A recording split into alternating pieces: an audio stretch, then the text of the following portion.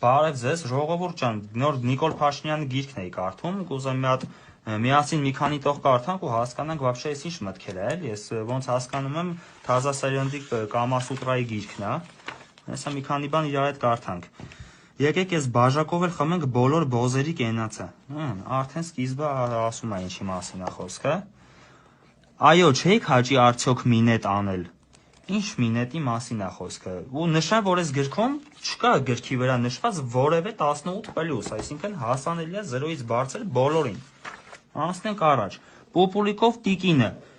Այս մտքի սատարողներին է հիմնականում հարցս ուղղված, էլի, ձեր համար նորմալ է, որ այս միտքը կարա ձեր այս գիրքը կարա ձեր երեխեն կարդա ու բարձրաձայն ձեր հետ կարդա այս գիրքը։ Ձեր վերաբերմունքը այդ ընթացքում ինձ շատ հետաքրքիր է։ Անցնենք առաջ։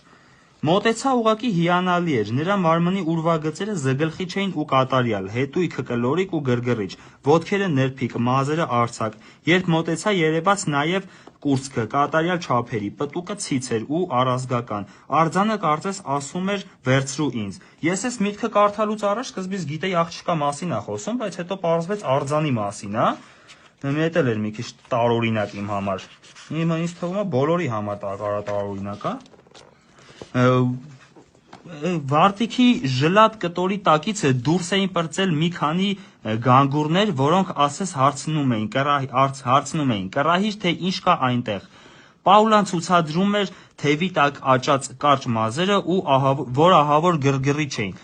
Ինձ թվում է այս միտքը գրողը հորմոնալ խախտումներ ունեցող մարդ է, հորմոնալ խախտումներ, ուրիշ ոչ մի բան չկա այստեղ ասելու։ Ավելի հետաքրքիր բան։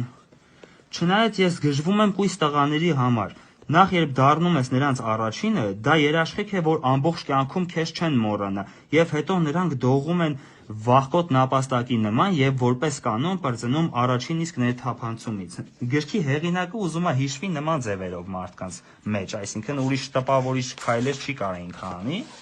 Անցնենք առաջ։ Սիրտը ուզում է, որ դաշտավայրը իրենը լինի, որ Պամիրի լեռները փշրվեն իր հայացքի ներքո։ Ուղեղն ասում է, մասի համար չի կարելի ամբողջը վտանգել եւ առնվազն պետք է հայտարարել, բարձր հայտարարել, որ այս դաշտավայրերը մեզ պետք չեն, որ պատրաստ ենք այդ հողերը վերադարձնել հանուն խաղաղության։ Թուլամորթ մարդու միտք է էս, չկռվող, չպայքարող իր ունեցածի համար, ու արդեն պարզ է դառնում դիրքորոշումը